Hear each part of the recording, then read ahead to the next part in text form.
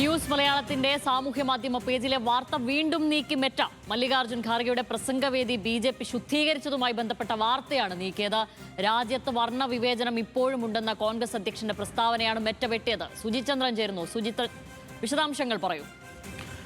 ഇപ്പോൾ തൊട്ടു മുമ്പാണ് ശ്യാമലി നമ്മൾ ആ വാർത്ത ടി വിയിൽ കാണിച്ചത്. അതായത് സൻസദ് ടി വിയുടെ അല്ലെങ്കിൽ രാജ്യസഭ ടി വിയുടെ നിന്നുമൊക്കെ എടുക്കുന്ന വാർത്ത പോലും മെറ്റ അവരുടെ കമ്മ്യൂണിറ്റി സ്റ്റാൻഡേർഡുകൾക്ക് നിരക്കുന്നതല്ല എന്ന് പറഞ്ഞ് വെട്ടുകയാണ്. വാർത്ത ഇതാണ്: ഉത്തരാഖണ്ഡിലെ ഹൽദ്വാനിയിൽ കഴിഞ്ഞ ദിവസം കോൺഗ്രസ് പ്രസിഡന്റ് മല്ലികാർജ്ജുൻ ഖർഗെ ഒരു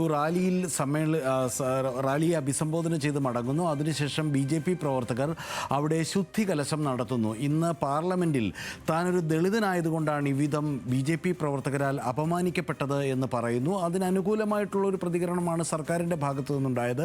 ബി.ജെ.പി. പറയുന്നത് ഇത് ശ്രീരാം സേന ധർമാർത്ഥ ന്യാസ് എന്നൊരു സംഘടനയാണ് നടത്തിയത്, അവർക്ക് ബി.ജെ.പിയുമായി ബന്ധമില്ല എന്നും മറ്റും പറയുന്നെങ്കിലും തീവ്ര വലതു വിഭാഗത്തിൽപ്പെട്ട ഒരു സംഘടനയാണ്, അല്ലെങ്കിൽ ഒരു വിഭാഗം ആളുകളാണ് ഈ ഒരു മല്ലികാർജ്ജുൻ ഖർഗെ എന്ന പരിണതപ്രജ്ഞനായ നമ്മുടെ രാഷ്ട്രീയ നേതാവിനെ അപമാനിച്ചത്. ഈ വാർത്ത റിപ്പോർട്ട് ചെയ്യുന്നത് കമ്മ്യൂണിറ്റി സ്റ്റാൻഡേർഡിന് നിരക്കുന്ന ല്ലെന്ന് പറഞ്ഞ് ജിയോ ബ്ലോക്ക് ചെയ്തിരിക്കുകയാണ് മെറ്റ. ഇന്നിപ്പോൾ രണ്ടാമത്തെ വാർത്തയാണ് ന്യൂസ് മലയാളത്തിന്റെ ഇത്തരത്തിൽ വാർത്തയുടെ വിശദാംശം നമ്മൾ നേരത്തെ എഴുതിയാണ്. സുജിചന്ദ്രൻ, ഞാൻ ഇടപെട്ട് ഒന്ന് ചോദിക്കുകയാണ്. അതായത് മെറ്റ നിലവിൽ ഒരു ഭരണവർഗ അനുകൂലമായ PR ടീമായി മാറുകയാണോ? അതായത് അനുകൂല വാർത്തകൾ മാത്രം കൊടുക്കുക, ബാക്കിയൊക്കെ വെട്ടിമാറ്റുക, അങ്ങനെയാണോ?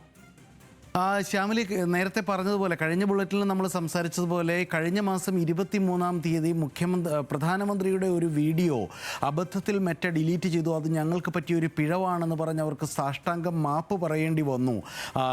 ജോയിന്റ് പാർലമെന്ററി സമിതിക്ക് മുമ്പിലും അതേപോലെ മെറ്റയുടെ ഉന്നത ഉദ്യോഗസ്ഥരെ കേന്ദ്രമന്ത്രി വിളിച്ചു വരുത്തിയും അശ്വിനി വൈഷ്ണവ് അടക്കം വിളിച്ചു വരുത്തി ശാസിക്കുന്ന മട്ടിലൊക്കെ സംസാരിച്ചിരുന്നു. അതിനുശേഷം ഒരു തരത്തിൽ പറഞ്ഞാൽ ഒരു രാജാവിനേക്കാൾ വലിയ രാജഭക്തി എന്ന മട്ടിലാണ് മെറ്റ പെരുമാറുന്നത് എന്ന തരത്തിലാണ് വിമർശനം.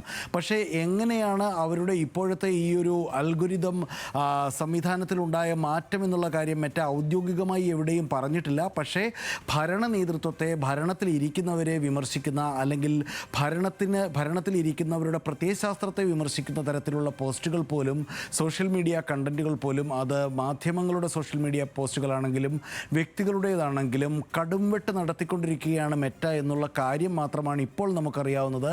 ഇക്കാര്യത്തിൽ ഏതായാലും സംവിധാനങ്ങളോ സർക്കാരോ ഇടപെട്ട് തുടങ്ങിയിട്ടില്ല. മെറ്റയും ഔദ്യോഗികമായൊരു വിശദീകരണം നൽകുന്നില്ല. ഞങ്ങളുടെ കമ്മ്യൂണിറ്റി സ്റ്റാൻഡേർഡിനെതിരാണ് എന്ന അറിയിപ്പ് നൽകി ഇത്തരം വാർത്തകൾ പാടെ വെട്ടിക്കളഞ്ഞുകൊണ്ടിരിക്കുന്നു.